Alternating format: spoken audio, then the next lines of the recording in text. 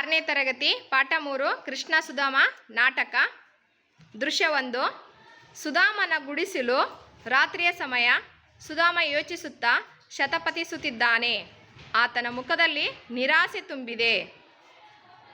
ಬರೀ ಜೀವನದಲ್ಲಿ ಕಷ್ಟಗಳೇ ಬರುತ್ತಲ್ಲ, ಸುಖದ ದಿನಗಳು ಯಾವಾಗ ಬರುತ್ತೋ ಅದೆಲ್ಲ ದೇವರಿಗೆ ಗೊತ್ತು. ಬಡತನ ನಮ್ಮ ಬೆನ್ನು ಹತ್ತಿದೆ, ಅದು ನಮ್ಮನ್ನು ಬಿಟ್ಟು ಹೋಗುವುದಿಲ್ಲ.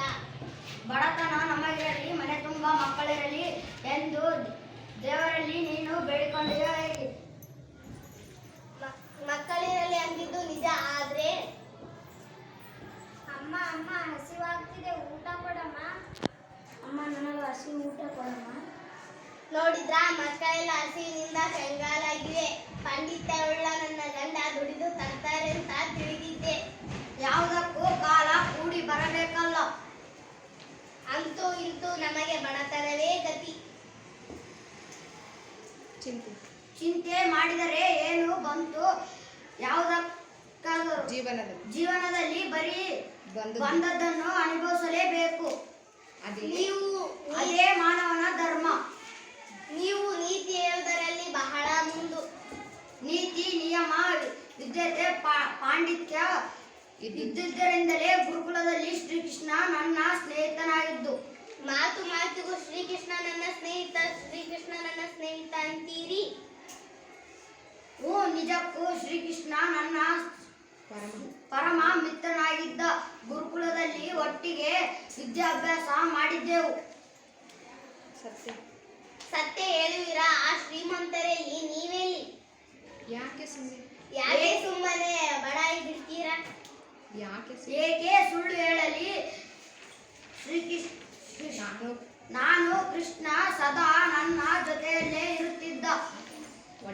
ಒಟ್ಟಿಗೆ ಗುರುಕುಲದಲ್ಲಿ ವಿದ್ಯಾಭ್ಯಾಸ ಮಾಡಿದ್ದೆವು. ನನ್ನನ್ನು ಕಂಡರೆ ಅವನಿಗೆ ಅಪಾರ ಪ್ರೀತಿ, ಗೌರವ. ಅಂತಹ ಶ್ರೀಮಂತ ಸ್ನೇಹಿತನಿದ್ದರು ಇಲ್ಲಿಯವರೆಗೆ ಏಕೆ ನೀವು ಅವರ ಹತ್ತಿರ ಸಹಾಯ ಕೇಳಲಿಲ್ಲ? ಬಡವನಾದವ ದೊಡ್ಡವರ ಮನೆಗೆ ಸಹಾಯ ಕೇಳಲು ಹೋಗಬಾರದು. ಸ್ನೇಹಿತರೆದುರು ಎಂತ ಸ್ವಾಭಿಮಾನ! ಹೇಗೆ? ದಯವಿಟ್ಟು ಹೋಗಿ ಅವರ ಹತ್ತಿರ ಸಹಾಯ ಕೇಳಿ. ಹೇಗೆ ಕೇಳುವುದು? ಆತ್ಮೀಯ ಗೆಳೆಯ ಅಂತೀರಿ, ಅಂದ ಮೇಲೆ ಸಹಾಯ ಮಾಡೇ ಮಾಡುತ್ತಾರೆ. ಇಲ್ಲ ಅನ್ನಲಾರ, ಆದರೂ ಕೇಳಲು ಸಂಕೋಚ ಬೇಡರಿ.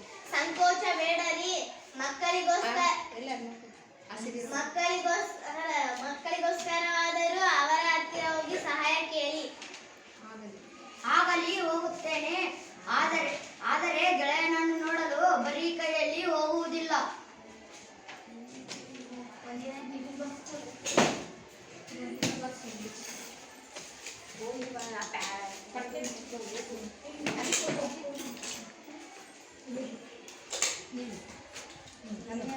ನಿನ್ನೆ ತಂದ ಅವಲಕ್ಕಿಯಲ್ಲಿ ಸ್ವಲ್ಪವೇ ಉಳಿದಿದೆ.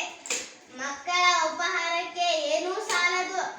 ಅದನ್ನಾದರೂ ಕಟ್ಟಿಕೊಡಲೇ? ಸರಿ, ಹಸಿವದನ್ನಾದರೂ ಕೊಡಮ್ಮ. ತುಸು ತಡೆದುಕೋ ಕಂದ. ದೇವರ ದಯೆ ಇದ್ದರೆ ಈ ಅವಲಕ್ಕಿಯೇ ಬಂಗಾರವಾದೀತು. ಕಟ್ಟಿಕೊಡಲೇ? ಸರಿ, ಹಾಗೆ ಮಾಡು. ಎಲ್ಲರಿಗೂ